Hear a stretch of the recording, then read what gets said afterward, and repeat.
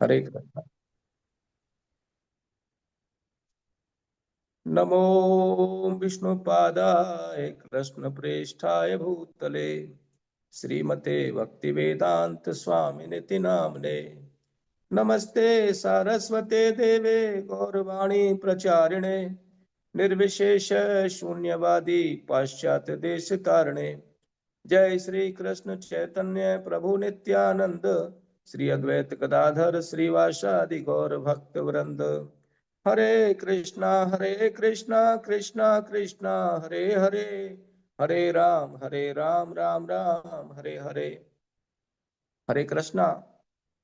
सर्वप्रथम मैं अपने शिक्षा गुरु हिज ग्रेस सांबादास प्रभु जी एवं हर ग्रेस नेताई सेवनी माता जी के चरण कमलों में कोटि कोटि दंडवत प्रणाम करता हूँ। तत्पश्चात उपस्थित सारे वैष्णव वैष्णवों के चरण कमलों में भी मैं कोटि कोटि दंडवत प्रणाम करता हूँ। और आज का जो विषय है वो है गुरु तत्व, और मैं इसको प्रेजेंट करने की कोशिश करूंगा, और उसमें यदि कोई त्रुटियां हो जाएं तो उसके लिए क्षमा याचना। तो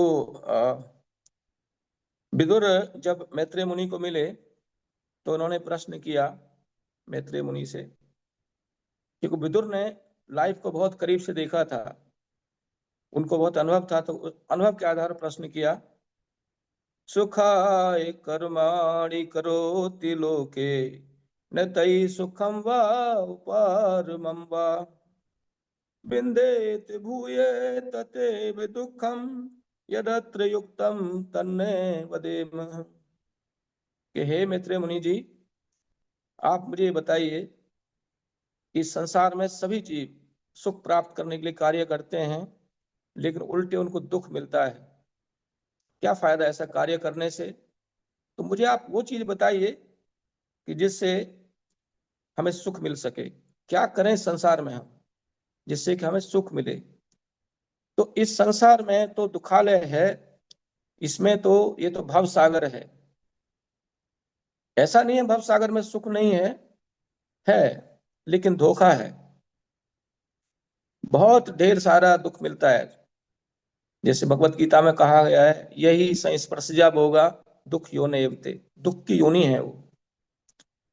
तो एक तो समझदारी होनी चाहिए कि हम जो है इस संसार में ये जो विषय भोग है, जो है इंद्रिय भोग जो है, ये जो है ये हमारे दुख का कारण है, लेकिन इसके बिना हम रह भी नहीं सकते।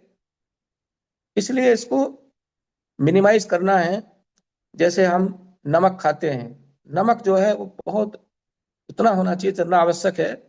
उससे ज्यादा होगा तो अच्छा नहीं है, कम होगा तो स्वाद नहीं आएगा। तो इंद्रिय तृप्ति इतना ही करना है, पहला पॉइंट ये है। और फिर क्या इंद्रिय तृप्ति को कंट्रोल करके क्या हम भवसागर से पार हो जाएंगे? क्या हमें सुख मिल जाएगा? संसार में सब दुख पा रहे हैं, इंक्लूडिंग ह्यूमन बीइंग्स, लेकिन केवल ह्यूमन बीइंग्स के पास ऐसा सिस्टम है जिसके द्वारा वो इस दुख से दूर जा सकते हैं। इसके बारे में भगवान उद्धव गीता में बताते हैं, नरदेह आद्यम सुलभम सुदुर्लभम सुलभम सुकल्पम गुरु कर्णधारम मयानुकूलेन नभस्वतीर्थम पुमान भवाब्दिन न तरेत से आत्महा। कि मनुष्य के पास में एक बहुत बड़ी धरोहर है, एक बहुत बड़ा उसके पास में एक गिफ्ट है। ये मनुष्य शरीर जो है ये कैसा है? प्लवम सुकल्पम, बहुत अच्छी तरह से तैयार की हुई नाव है, गुरु कर्णधारम, लेकिन गुरु होना चाहिए। यदि गुरु नहीं है तो किधर चली जाएगी नाव, पता नहीं। और भगवान की कृपा होनी चाहिए। तो यदि कोई व्यक्ति वास्तव में अपने दुख को दूर करना चाहता है, भगवान तो चाहते ही हैं ये कि सारे जीव दुखी ना रहें, उनकी कृपा तो रहेगी। लेकिन ये सब चीज होते हुए भी कि उसके पास में मनुष्य शरीर मिल गया और भगवान की कृपा भी है, गुरु साधु शास्त्र सब दिया हुआ भगवान ने, ये कृपा है, फिर भी व्यक्ति नहीं करता, उससे बड़ा मूर्ख कौन होगा? उसको आत्महा कहा जाता है। तो ये मनुष्य शरीर का जो इंपॉर्टेंस बताते हुए गोस्वामी तुलसीदास ने बताया है, नर तन कर फल विषय न भाई, स्वर्गौ अल्प अंत दुखदाई। इस मनुष्य शरीर का जो है, जो मुख्य जो फल जो है वो इंद्रिय तृप्ति नहीं है। ये तो स्वर्ग में भी अल्प अल्प है और अंत में दुख मिलता है। स्वर्ग नर्ग अपवर्ग निसेनी, ज्ञान विराग भगति शुभ देनी। इस शरीर का हम इस्तेमाल कर सकते हैं, इससे हम स्वर्ग प्राप्त कर सकते हैं, नरक प्राप्त कर सकते हैं, अपवर्ग भी प्राप्त कर सकते हैं। ये ऐसा साधन है। बड़े भाग्य मानुष तन पावा, सुर दुर्लभ सब ग्रंथन गावा।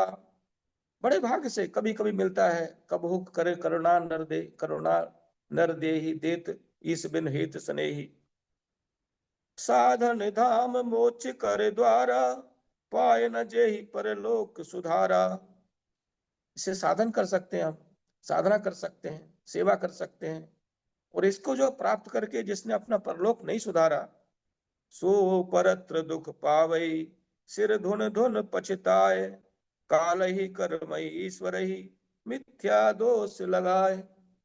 बहुत पछताएगा, क्योंकि ये जो है मनुष्य तन प्राप्त करना इतना आसान नहीं है, बड़ी मुश्किल से कभी कभी मिलता है जीव को। तो हमारे पास में ये है, लेकिन अब कलयुग है, बहुत कम उम्र है। तो पहली पॉइंट ये है कि इसको इम्पोर्टेंस देना चाहिए कि ये है, तो हमें इसके साथ में गुरु चाहिए जो हमें डायरेक्शन दे। अब हम देखते हैं हमारे गुरु तो एक्चुअली परम गुरु भगवान है, और परंपरा में प्रभुपाद गुरु हैं, फिर उसके बाद में गुरु हैं, गुरु साधु परंपरा है।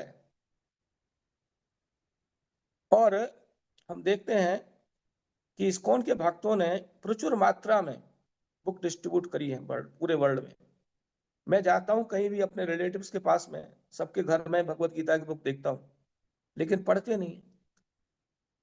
तो अगर ये बुक अगर चली भी गई, हालांकि जाने से फायदा होता है, कोई पढ़ेगा उसको, लेकिन इसको पढ़ना चाहिए उनको। और कैसे पढ़ेंगे? उसको पढ़ाने के लिए प्रीचर्स चाहिए, और प्रीचर्स कैसे चाहिए? जो किसी गुरु के अंडर में काम करते हो, ऑथराइज्ड पर्संस चाहिए, और प्रचुर मात्रा में गुरुओं की और प्रचुर मात्रा में प्रीचर्स की आवश्यकता है पूरे संसार में।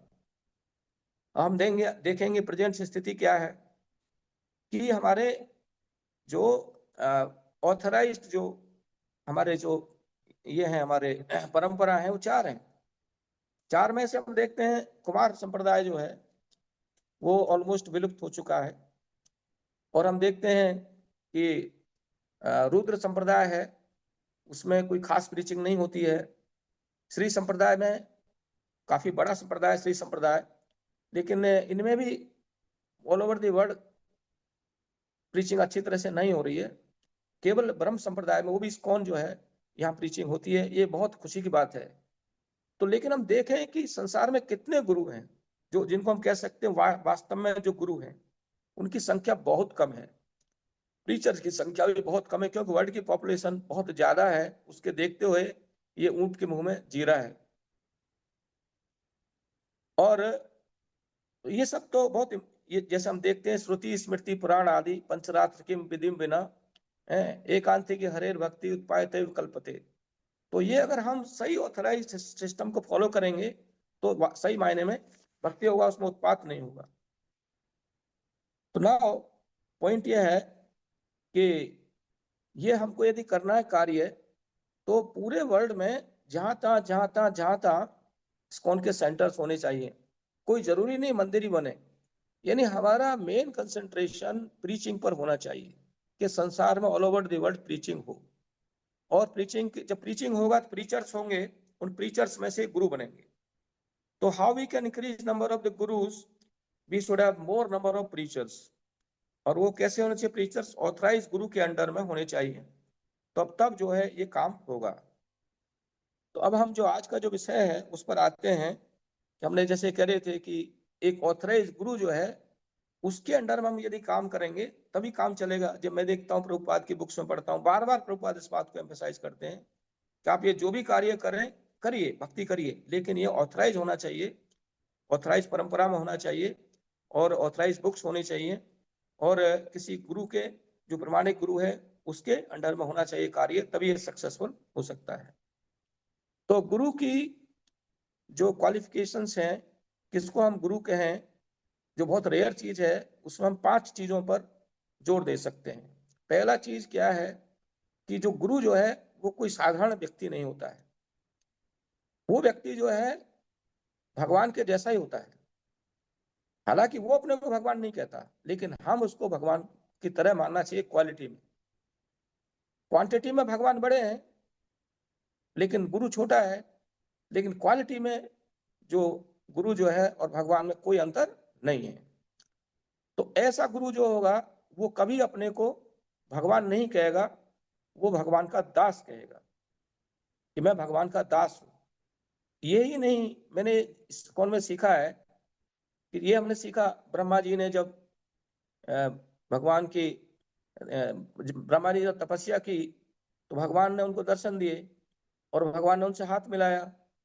तो ब्रह्मा जी जो हैं वो भगवान से सख्त भाव में रिलेटेड हैं।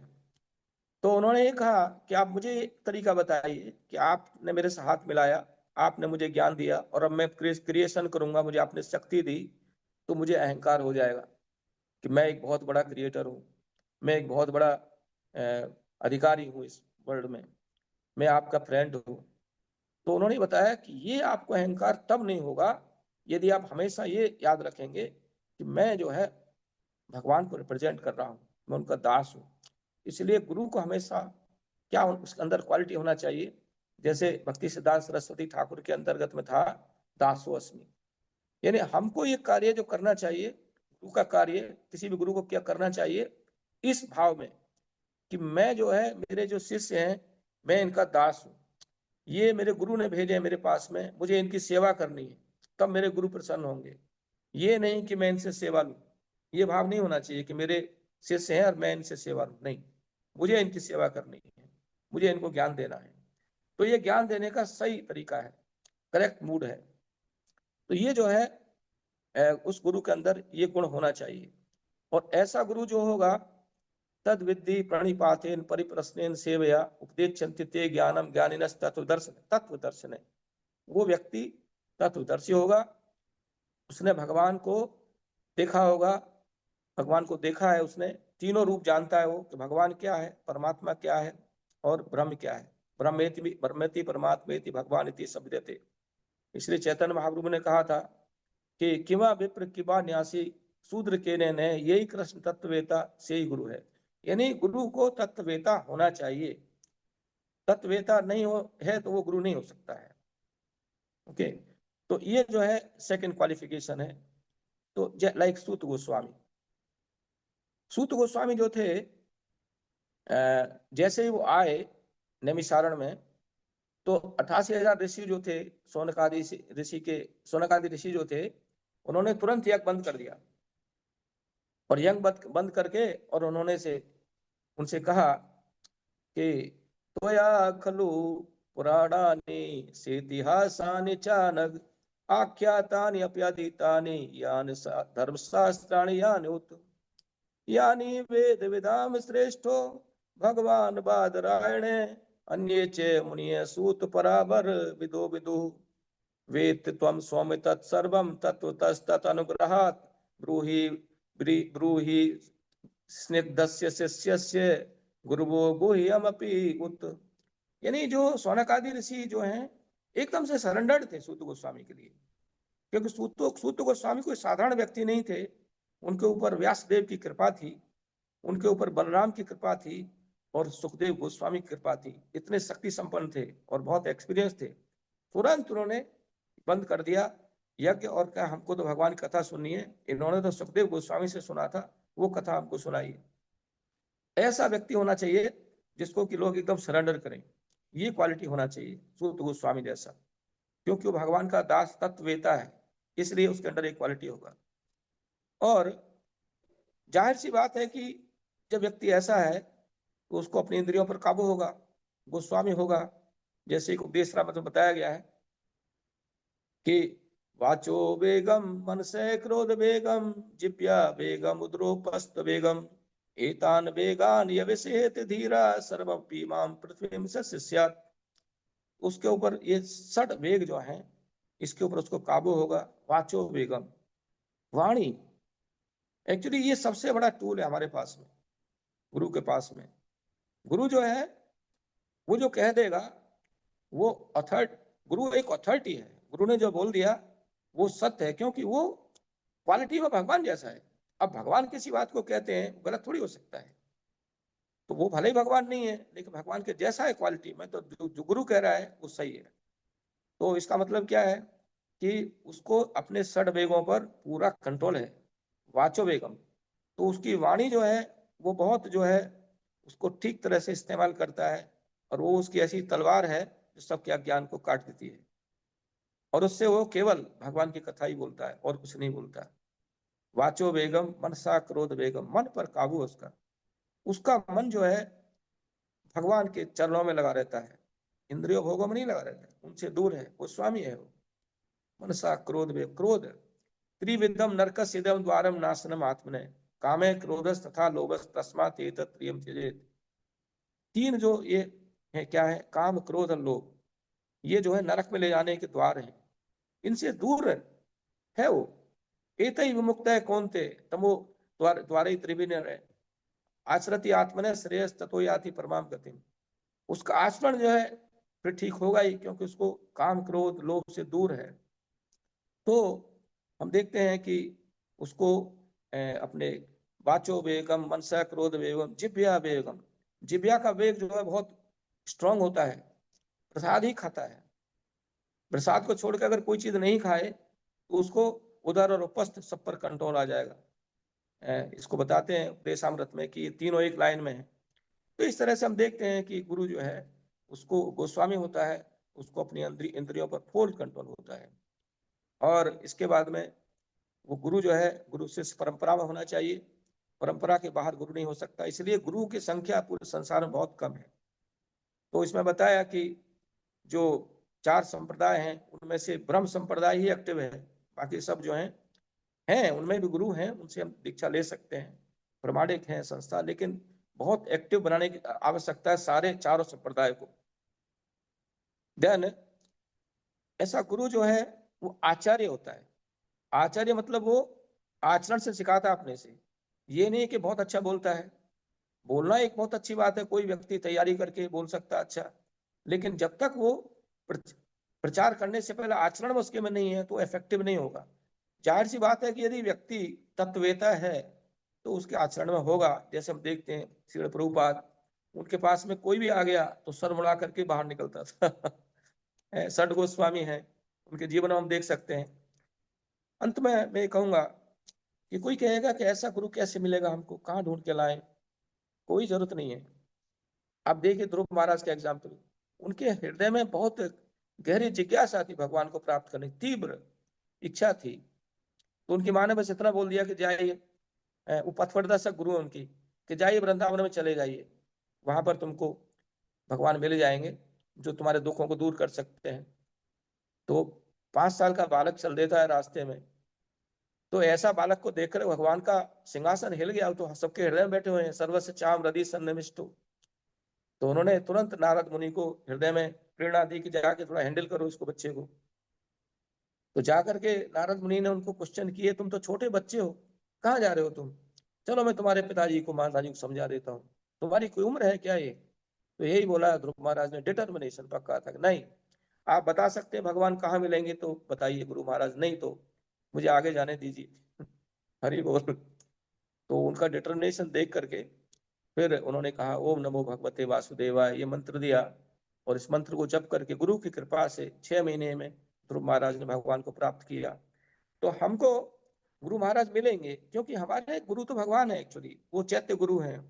जो हमारे हृदय में तीव्र इच्छा होती है वही गुरु के रूप में बाहर जो है प्रकट होते हैं, गुरु गुरु के रूप में। तो हमारे जो गुरु हैं, गुरु महाराज हैं, वो भगवान ही है, चैत्य गुरु वही भगवान के रूप में प्रकट हुए, ऐसे हमको मानना चाहिए, ऐसा हमको हमारा धारणा होना चाहिए। और फिर प्रमाणिक शास्त्र हमारे पास में है, लिखने की जरूरत नहीं, प्रभुपाद खूब लिख के गए हैं। और साधु हैं, काफी हैं, लेकिन बहुत मात्रा में उनको बढ़ाने की जरूरत है, खासतौर से क्योंकि विरक्त हैं, कम हैं। लेकिन ग्रस्त लोगों में इस भक्ति को फैलाने की आवश्यकता है। ग्रस्त लोग जब तक इसमें भाग नहीं लेंगे पूरी तरह से होल हार्टेडली, तो ये मिशन आगे नहीं बढ़ेगा। इसको आगे बढ़ाने के लिए हमको चाहिए कि जो लीडर्स हैं, जो हमारे जो ह्यूमैनिटी के जो लीडर्स हैं, जो नेता लोग हैं, या किसी क्षेत्र के जो नेता हैं, उनके अंदर हमें इसको कृष्ण भावना को पहुंचाना चाहिए, और जिससे कि जो जो लीडर्स जो है यत यत आचरति श्रेष्ठ तत्ते विप्रो जना, तो तब ये तेजी से फैल सकता है। और संसार में जब तक इस वैदिक संस्कृति को नहीं फैलाया जाएगा, तब तक संसार का दुख दूर नहीं होगा। बहुत भारी दुख है संसार में, ये हमारे हृदय में करना होना चाहिए कि हम इसको फैलाएं संसार में। और गुरु जानता है कि प्रेजेंट सर्कमस्टांसेस में जो वैदिक संस्कृति है पूरी तरह से तो फॉलो नहीं हो सकती है, लेकिन एसेंस रहना चाहिए। एसेंस यदि है तो प्रेजेंट सर्कमस्टांसेस में भी वैदिक संस्कृति को पूरे संसार में फैलाया जा सकता है। और आज जो है इंटरनेट की सहायता से और आसान है इसको करना। हमारे इंटरनेट है, यातायात के साधन जो है बहुत अच्छे हैं, तो इन सब का यूज करके, साइंस एंड टेक्नोलॉजी का यूज करके, और हमको पूरा हृदय में इच्छा होना चाहिए हमारे हृदय में ऐसा कि हम जो है इस काम को कर पाए, अपने को हम शुद्ध बना पाए, अपने को हम तत्ववेता बना पाए, और इस तत्ववेताओं की संख्या संसार में बहुत बड़ा पाए, बहुत ज्यादा मात्रा में प्रचारक हो, जाहिर है फिर बहुत मात्रा में गुरु ही बनेंगे और ज्यादा प्रचार होगा। तो यही मैं आज इस ये कह करके मैं अपनी टॉक है उसको समाप्त करता हूँ। और इसमें हो सकता है मैं कुछ ज्यादा बोल गया हूँ, कुछ ज्यादा कुछ त्रुटि हो गया हो, उसके लिए मुझे माफ करना। हरे कृष्णा।